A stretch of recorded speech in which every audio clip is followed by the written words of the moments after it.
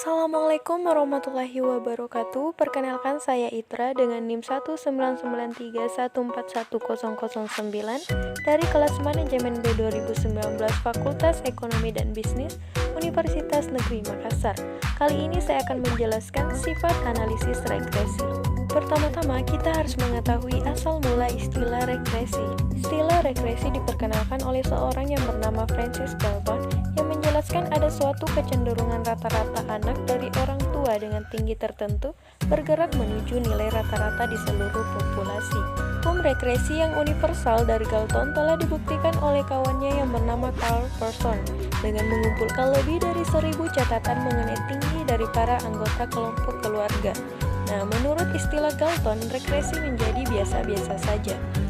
Dari uraian tersebut, kuncinya bahwa pada umumnya anak-anak mengikuti tinggi orang tua. Selanjutnya, interpretasi modern tentang regresi.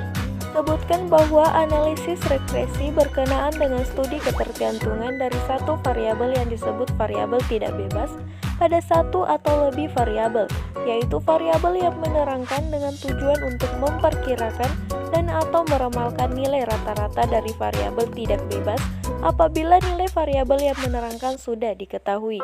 Variabel yang menerangkan sering disebut variabel bebas atau independen variabel. Selanjutnya, hubungan antara ketergantungan secara statistik dan fungsional.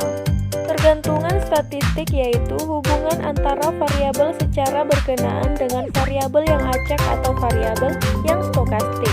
Sedangkan dalam hubungan fungsional variabelnya tidak acak atau non-random. Contoh ketergantungan statistik misalnya, jumlah produksi padi tidak hanya dipengaruhi oleh jumlah pupuk, tetapi juga dipengaruhi oleh faktor-faktor lainnya seperti persediaan bibit, luas sawah yang ditanami, curah hujan, dan masih ada faktor-faktor lainnya lagi. Sehingga nilainya dengan menggunakan garis regresi tidak tepat 100%, ketidaktepatan ini disebabkan oleh berbagai kesalahan atau error.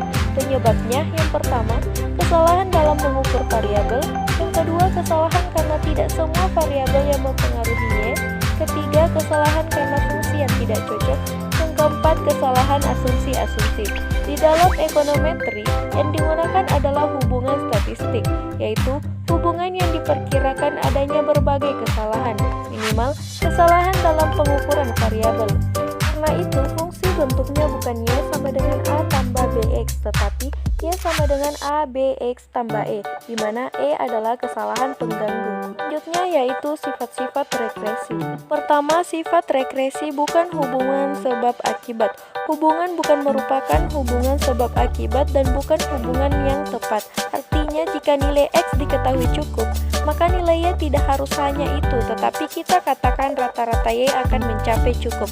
Hal ini disebabkan karena yang mempengaruhi Y bukan hanya X saja, tetapi ada faktor lainnya. Kedua yaitu konsep fungsi regresi. Dalam kenyataannya, kita tidak bisa meneliti populasi secara keseluruhan atau secara lengkap, sehingga bentuk fungsi populasi merupakan masalah empiris. Dalam analisis regresi lebih ditekankan membuat perkiraan dari koefisien berdasarkan hasil penelitian sampel. Ketiga yaitu fungsi regresi sampel merupakan fungsi regresi sebenarnya. Dengan demikian, yang kita analisis adalah fungsi sampel sebagai perkiraan fungsi regresi populasi.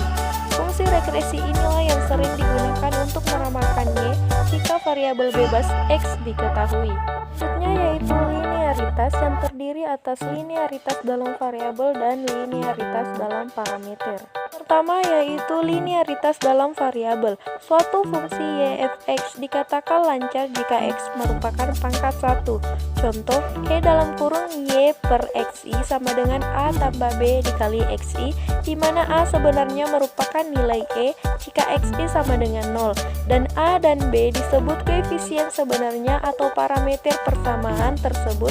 Nilai x muncul dengan pangkat 1. Kedua yaitu linearitas dalam parameter. Dalam pengertian ini, E dalam kurung Y per XI merupakan linear dari parameter A, tetapi B tidak bisa linear dalam variabel. Contoh, E dalam kurung Y per XI sama dengan A tambah BX2 merupakan linear dalam variabel, tetapi bukan fungsi linear dalam parameter. Baik, itulah yang dapat saya jelaskan pada kesempatan ini. Sekian dan terima kasih. Wassalamualaikum warahmatullahi